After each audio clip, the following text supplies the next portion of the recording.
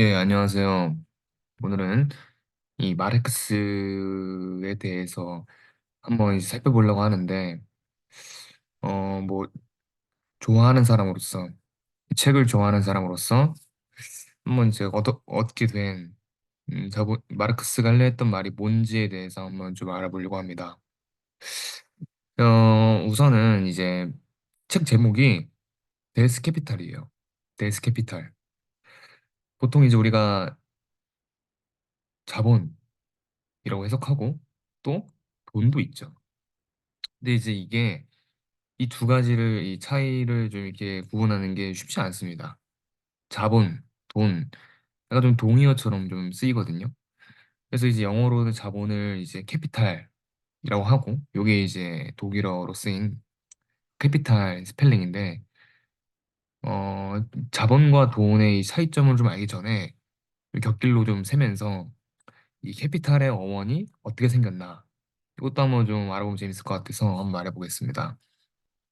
옛날에는 이제 유럽 지역에 유럽 같은 경우에는 이제 음, 강수량이 많지 않아서 이 밀 재배를 했어요. 밀 재배. 근데 이제 유럽 같은 경우에는 소빙하기가 끝나고 나서 땅이 딱딱했습니다. 이걸 빙기라고 하는데 그 딱딱한 땅을 갈기 위해서는 그 그 소들을 이끌고 땅을 가는 우경법이 발달합니다. 우경법. 그래서 이제 옛날에는 그 부의 자산과 부의 척도로 요즘에는 뭐 자동차 혹은 뭐 부동산 이런 걸로 보지만 옛날 사람들, 옛날 중세 시대 때 이제 유럽 사람들이 봤을 때 잘 산다 이 하는 집들은 다 이 소들이 많았거든요. 그래서 이 소의 머리로 이 부의 규모를 책정을 했어요. 그래서 캐피탈의 그 캡이 이 머리 캡을 뜻하게 됩니다. 예, 소의 그 축산, 그 가축의 이제 유무로 부의 자산을 이제 좀 판가름한다. 뭐 이렇게 이제 캐피탈의 어원이 됐다라는 일화가 있습니다. 장난친 거예요. 한번 이제 가볍게 말해본 거고, 예, 본격적으로 자본과 이 돈은 무슨 차이가 있을까? 이 돈은 뭘까요? 돈. 여기 제 지갑이 없네요. 우리가 이제 만 원권, 5만 원권 이런 돈은 사실 종이 쪼가리잖아요. 아무런 가치가 없습니다. 대신에 그게 이제 우리 한국은행, 우리 정부에서 보증을 해주죠. 그쵸? 보증. 이 돈을, 이 돈은 이만큼의 가치가 있다는 걸 국가가 보증해 주는 겁니다. 그거를 이제 법정화폐라고 하는데 말 그대로 돈은 그냥 교환성만 있는 거예요. 내가 저 물건을 사고 싶다? 그럼 돈을 지불하면 됩니다. 돈은 그냥 교환 수단밖에 없는 거예요. 근데 이 자본, 이 캐피탈은 딱 보면은 차익입니다. 차익. 차익을 얻을 수 있냐 없냐. 순환인 거죠, 순환. 밑에 제가 적어놨습니다. 잉여 가치 혹은 이윤입니다. 돈은 이윤을 남기지 않죠. 돈은 써버리면 그만이에요. 내가 배고파가지고 뭐 이제 햄버거 하나 사 먹고 뭐 물 한 병 사 먹고 이렇게 상품을 구매할 때 이 교환 수단이 돈인데 자본은 그게 아닙니다. 자본은 투자하는 거예요. 부동산에, 뭐 달러에, 뭐 채권에, 뭐 자동차에 이렇게 이윤, 차익을 남기기 위해서 투자하는 돈이 자본입니다. 이제 이거에 대해서 이제 우리가 좀 구분을 지으면 좋을 것 같고요. 칼막스가 주저가 이 자본론이죠. 저도 사실 자본론 다 읽지 않았습니다. 못 읽어요. 되게 어려운 책이고 두껍기 때문에. 저는 이제 마르크스 전집 중에서 초역 자본론, 마르크스 본인이 썼던 것 중에서 모아놓은 그런 자본론 서적이 있는데 그걸 읽었습니다. 제가 이제 아는 한에서 설명해 드리면 우리나라는 이제 이 마르크스를 마르크스라 부르는데 어, 원래 말스가 맞습니다. 막스가 맞다고 합니다. 예, 마르크스는 방탕해요. 방탕했다고 합니다. 어렸을 때 이제 공부도 똑똑하고 유능했지만 술 마시고 싸우고 막 패싸움하고 뭐 이런 거 좋아하고 이제 법학과에 갔는데 철학에 빠져가지고 이제 청년 회계파가 되고 청년 서클 뭐 이런 걸 만들어가지고 이제 박사 논문도 그래서 이제 유물론 철학으로 봤습니다. 어, 그 논문 제목이 아마 이제 에피쿠로스와 데모크리투스의 이제 자연학 차이 이런 제목을 가지고 있는데, 여튼 이 사람이 이제 우리나라도 약간 이제 마르크스, 뭐 공산주의, 뭐 사회주의 이런 거 하면 되게 위험한 사람 같지 않습니까? 그쵸? 그래서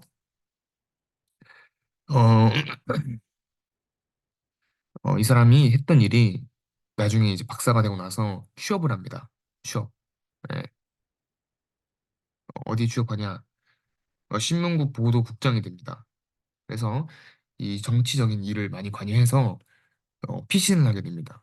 뭐 프랑스 갔다가 벨기에 갔다가 영국 갔다가 결국 영국에서 이제 오랜 시간 동안 망명을 하게 되는데 이 맨체스터라고 하는 도시에서 거주를 했는데 잠깐 딱 보니까 이 1850년대 시대적 맥락을 우리가 봐야 합니다.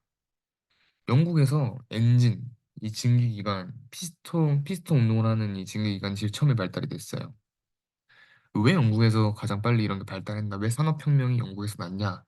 하는 이유를 뭐 사람들이 두 가지 정도, 세 가지 정도 드는데 첫 번째가 이제 철, 그리고 이제 철이 풍부하게 매장되어 있었고 두 번째가 이제 명예혁명을 통해서 그런 이제 입헌군주제, 헌법이 지배하기 때문에 특허권도 보장했다. 그래서 사람들이 발명가들이 발명품을 막 만들어가지고 이제 발명품에 대한 특허권이 발달 잘 돼 있으니까는 그 유인책으로 작동했다. 이런 말도 있고요.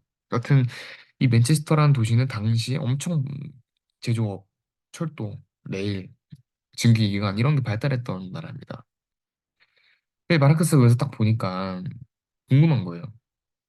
아니 왜 아동 노동자 당시 이제 뭐책 그런 적도 있지 않습니까? 그 찰스 디킨스가 썼던 이제 올리버 트위스트 그것도 이제 이 아동 노동자를 다룬 건데 이때 당시에는 노동법이 없었기 때문에 아동 노동도 뭐 제한이 없고 또 시간도 그 제한이 없었습니다. 아니 그런 생각한 거예요. 아니 왜 아동 노동자는 15시간씩 일을 해도 가난한데 왜 아무 일도 하지 않는 젠틀 계급은 돈을 계속 벌까? 뭐지? 아, 문제는 저거구나. 사회재산권이 문제구나. 라고 말하게 됩니다. 어, 그래서 분석을 한 거예요. 그 분석을 한 거. 왜 일을 하는 사람은 계속 가난하고, 왜 일을 하지 않는 자본가 계급은 계속 부유하게 살지? 그걸 고민한 책이 데스캐피탈, 자본입니다. 이거를 집필을 한 거예요. 영국 대형 도서관에서 처박혀가지고. 근데 이제 여기서 이걸 봐야 합니다. 노동자들이 예를 들어서 신발 공장이 있어요. 신발 공장에 내가 취업했습니다. 내가 10시간 동안 계속 일을 해. 신발 만드는 생산 공정 라인에서 신발 끈을 끼워 넣는 걸 계속 일을 하는데 노동자들이 아무리 일을 해도 본인이 만든 신발, 마르크스는 생산물, 노동 생산물이라고 하는데 이 노동 생산물과 괴리가 되는 거예요. 제가 여기다가 이거 표시했죠. 이거 분리가 된 겁니다. 노동자와 노동 생산물, 즉 노동과 노동에 의해서 만들어진 생산물이 분리가 되는 거예요. 시장에 팔리는 거야. 왜? 이 사유재산권 때문에. 그리고 두 번째, 노동자들이 10시간씩 일해가지고 받는 임금이 턱없이 부족해. 그 나머지 임금, 나머지 상품을, 신발을 팔아가지고 얻은 이득은 어디 가지? 자본가한테 이윤으로 가죠. 즉, 노동자들이 이 임금을 얻기 위해 일한 시간을 필요 노동 시간이라고 하고요. 자본가들이 얻는 이윤, 이걸 잉여 노동 시간이라고 하는데, 아니, 갈수록 보니까 자본가 이윤만 커지고 노동자 임금은 작아지는 거야. 아, 뭐야? 딱 물음표, 뭐, 세 개씩. 아, 이 사유재산권이 빌어먹을 사유재산권이 문제구나.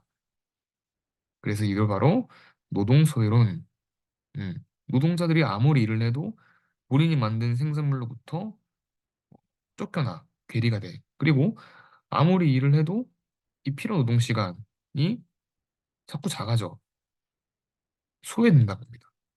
노동이 상품화가 되고 노동자가 삶의 주인으로 살지 못하고 굶어 죽지 않기 위해서 취업을 해야 되고 일을 해서 만들어낸 상품이 시장에 팔리고 내게 아니야. 그리고 임금은 작아지고 이유는 커져. 너 자본가한테 가는 거. 그러니까 부당하잖아. 그러니까 이게 다 이 사유재산권 문제다라고 하는 거예요. 이 사유재산권을 법적으로 보장하니까 자본가 계급이 이걸 뺏어간다. 그러니까 마르크스 공산당 선언을 보면 그렇게 말을 합니다. 국가는 부르주아 계급의 뭐 이제 관리위원회다. 국가를 되게 나쁘게 보는 거죠. 국가를 이 자본가 계급의 이윤을 얻기 위해서 이 착취 도구로 이해합니다. 이게 잉여 착취론입니다. 위에서 보았던 것처럼 이 임금 필요 노동 시간을 자꾸 뺏어가서 본인들 배를 채우는 이걸 잉여 착취론이라고 합니다. 그 마르크스는 그렇게 봤어요. 자본주의 안에는 모순이 있고 그 모순에 의해서 붕괴한다. 이 뺏은 돈 무슨 소리일까요, 이게? 이 무슨 소리야? 내재적 모순과 붕괴의 무슨 소리입니까? 망한다는 거예요, 자본주의는. 왜 망하냐? 봐봐요. 이 노동자의 임금을 자본가가 이윤의 그 잉여 그 사유재산권의 이름으로 다 가져가잖아요. 그럼 이 자본가는 이 이윤을 가지고 어떻게 합니까? 가만히 그냥 둬요? 안 두죠? 투자를 합니다. 왜? 이윤을 계속 얻기 위해서. 더 큰 이윤을 얻기 위해서, 계속 이윤을 얻기 위해서 투자를 합니다. 투자. 그러면 어디 투자합니까? 사람에 투자합니까? 아니죠. 어디 투자합니까? 여기 투자합니다. 기계, 설비, 토지, 원자재 여기 투자하는 거예요. 사람이 아닌 사람의 노동력을 대체할 수 있어서 더 좋은 상품의 질과 더 값싸게 만드는 거죠. 다른 기업보다 더 질 좋고 값싸게. 그게 덤핑이라고 합니다. 덤핑 경제. 기업과 경쟁 관계에 있는 거. 결국에는 기계가 사람을 대체하고 대량 생산 규모의 경제를 이루게 돼요. 이제는 옛날에는 하루에 신발 공장에서 신발을 100개 만들었는데 1년째 가니까 막 1000개, 100개 만들어 하루에. 그럼 이 1000개, 100개를 누가 삽니까? 사줄 사람이 없어요. 왜냐면은 이 사람을 고용하지 않고 자르죠. 음, 사람의 노동력을 대체하잖아요, 기계가. 그러니까 실업자가 많아지면 소비자도 없어지고, 그러면 사줄 사람이 없으니까 대량 생산의 문제점보다 공황이 옵니다. 가격이 뚝 떨어지고 디플레이션이 오는 거죠. 그래서 제국주의를 하는 거고, 그래서 불평등 조정을 하는 거예요. 그 안에 이 관세 자주권이 있거든요. 요거를 박탈합니다. 상품 관세를 원래 높게 쳐야 되잖아. 못 사는 나라 같은 경우에는 외국 상품과 상대가 안 되죠. 그래서 관세를 치는데 그 관세 자주권을 뺏어갑니다. 불평등 조약이죠. 그러니까 이 블라디미르 레닌, 이 초대 소비에트 소련의 서기장이었던 이 레닌이 책을 그렇게 쓰는 거예요. 이 자본주의는 단계가 있다. 처음에 상업자본, 산업자본, 독점자본, 제국주의, 제국 전쟁이 바로 1차 대전, 2차 대전입니다. 식민지 때문에, 대량 생산 때문에 벌어진 거다. 라고 말하는 거예요. 이게 이제 마르크스의 역사관입니다. 목적론적, 필연적으로 붕괴하고 이상적인, 그 이상적인 게 뭡니까? 이 사유재산권이 없어진 거야. 그러니까 개인이 소유하는 게 아니라 처음에 다 국가가 소유권을 뺏어가지고 기계를 그 국가가 가져가고 그 다음에 이제 공유 경제로 가는 이 사유재산권이 사라진 사회. 그게 공산사회. 이 모든 이 두 가지 이 노동조회의 두 가지 노동자와 노동생산물이 분리가 되고 임금과 이윤이 분리가 되는 이런 사회가 없이 이 사회재산권 자체가 사라진 사회가 올 수밖에 없다. 왜? 필연적으로 멸망하니까 뺏은 돈, 착취한 돈을 가지고 사람에 투자하는 게 아니라 인건비에 투자하는 게 아니라 기계, 설비, 토지, 원자재 여기다 투자하니까 망한다. 라고 말합니다. 근데 실패했죠. 왜 실패했습니까? 카미 같은 경우에는 주식제도 때문에 그리고 복지국가를 채택했기 때문에 망했다. 마르크스 경제학과 마르크스의 역사관은 틀렸다 이렇게 말하기도 합니다. 복지국가를 실행했으니까 음, 결국엔 자본주의 저는보다는 프리마켓이라는 단어가 더 맞다고 생각합니다. 이 결론은 음, 관점의 차이인 것 같은데 노동을 어떻게 생각하는가, 자본이 무엇인가 이런 거에 대한 개념 정의가 각자마다 있으면 아주 좋은 것 같습니다. 네, 오늘은 여기까지만 하고요. 다음에 하게 되면은 마르크스의 철학도 한번 유불론 철학도 한번 다뤄보겠습니다. 네, 감사합니다.